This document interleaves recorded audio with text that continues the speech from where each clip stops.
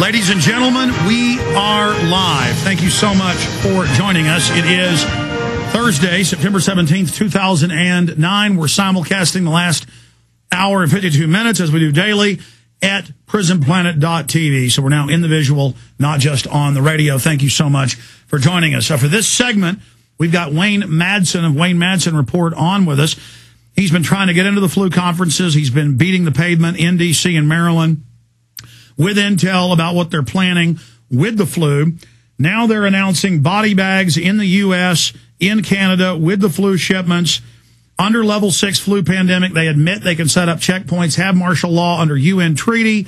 That's in the news. We are getting reports from military and police.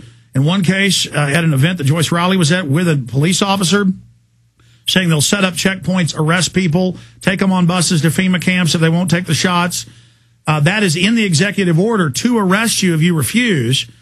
They're doing weird Amber Alerts on the billboard systems at different pharmacies here in Austin, running reports about kidnapped kids and Alzheimer patients. They're not just on the big government billboards now, so they're testing that takeover grid. Is this just a cover to get the health care bill passed, to get the quote, financial reform bill passed, giving the banks more power?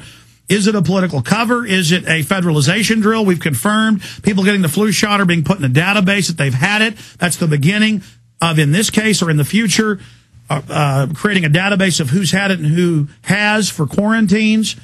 Police in major states are lobbying, and states are passing laws to go along with the feds for forced inoculation, arresting people, going in homes. That's the basic intel on that. Wayne Madsen, what are you hearing along those lines?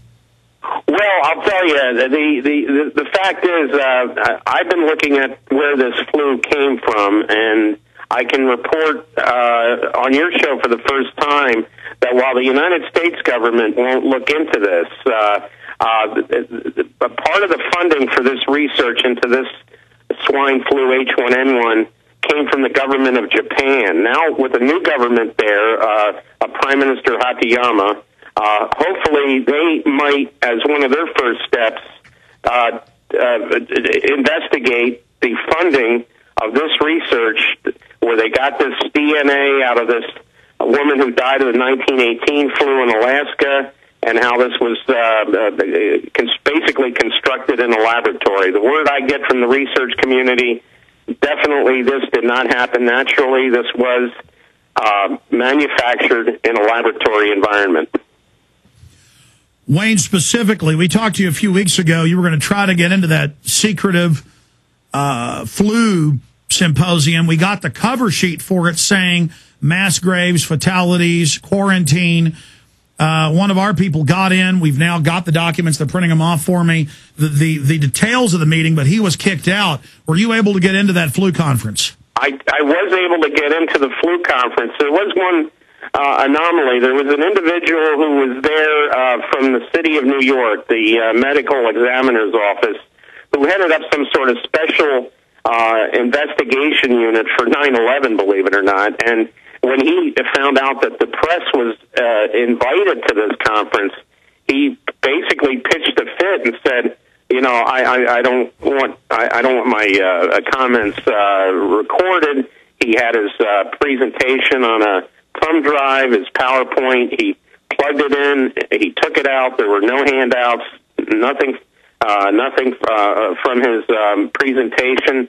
So this guy's subject was mass fatality management, and apparently he's been going around the country giving various talks at various seminars. But it was quite clear in that particular case, that particular subject was considered some sort of top secret. Wayne, what's the big picture here? What do you think's really going on?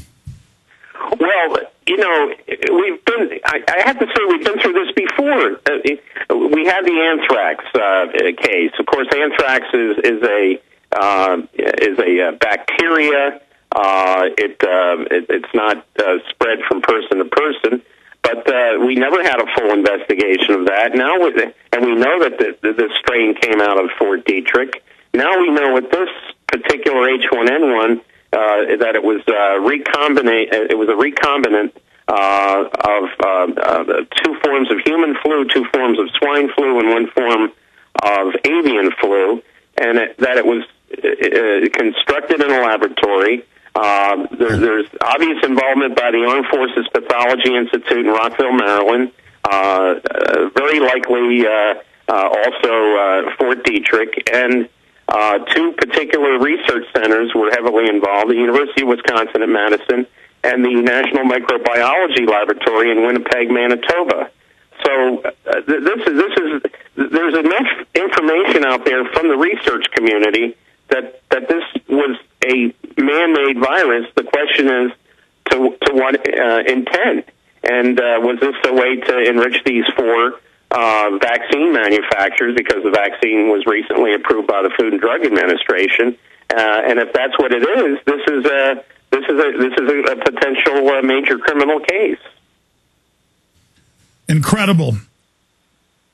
Now, Dick Armey, and I'm no fan of Dick Armey of the Bush years, but he's come out in the Dallas Morning News and said this may be used as a cover to get government health care and to get other legislation passed during the hysteria. If they almost brought the country to its knees for a few dozen deaths in April from the H1N1, what is going to happen as normal deaths happen by the tens of thousands this flu season that's now kicked off? Do you see this being used as a political cover? Actually, it's going to take so long to implement any sort of health care program. This is going to, this is very similar to the 1918 virus. The 1918 virus actually, like this one, started. There was a bit of a surge in the spring of 1918. Then, at the end of September and October, it peaked in a very big way, killing millions of people around the world. It spread. There was one individual at the swine flu conference here who was a director of emergency services for Oklahoma. It was very interesting what he had to say. He went back to the city archives in Oklahoma City and looked at how this was spread back then. It was first there were reports out of Philadelphia, Boston, and New York. Troops were coming back from World War I from the front. They were heading back to the West Coast by train, going through Oklahoma City, and that's how it spread. And it killed thousands of people in Oklahoma City. When they first had people get the flu, the city fathers of Oklahoma City said, "Oh, it's just a bad case of hay fever," until they realized how bad this was. So, is it just to make money for the vaccine makers? Is it a federalization drill? We've got reports, and they say under level 6 they can run checkpoints, force quarantine. They are keeping records of who gets the shot to create that database for who's complied and who hasn't. Bottom line, what do you see happening? Well, there were two themes at the swine flu conference. One theme from the medical professionals. Their big thing was educate the public, let them know what the deal is. Then there were these FEMA types and the military types and the emergency services people. And their thing was, we have to be prepared for riots at the vaccination stations, forced quarantines. They did talk about checkpoints at various travel hubs. So there are two things. The medical professionals certainly didn't seem like they were buying off on all that business. But the FEMA types, the Homeland Security types, they were all present, by the way. And they're always wanting to expand their control and their mandate, and the flu's perfect to make the American people the enemy. And that was in the cover sheet about quarantines. We're now getting the internal documents here in just a moment. We're going to put some of them on screen as well. You're saying that they're trying to use it for police state, but that people aren't buying. Yeah, they were excited. I have to say they were chomping at the bit, saying, well, if we have rioting at the vaccination stations, and all this business, they were talking about invoking their quote-unquote protocols for this type of development, whereas the public health people, the people from the medical community, I got the distinct impression they're not singing off of the same song sheet. They're saying, look, we have to educate the public about this particular flu and don't hold anything back, full transparency. And certainly we weren't getting that from the emergency services, the FEMA Homeland Security people. Were you able to get out of the conference with this, the internal report from the swine flu secretive conference? I sat in several of the presentations and took notes. The only one, as I said, where there was there was opposition to the press being there, was this guy from New York City who was discussing mass fatality management, who apparently dealt with the 9/11. Yeah, our guy Williams said that he saw him there and was thrown out. We now have the YouTube video of our reporter, or a fella there doing reporting for us, getting thrown out. Did you see that happen?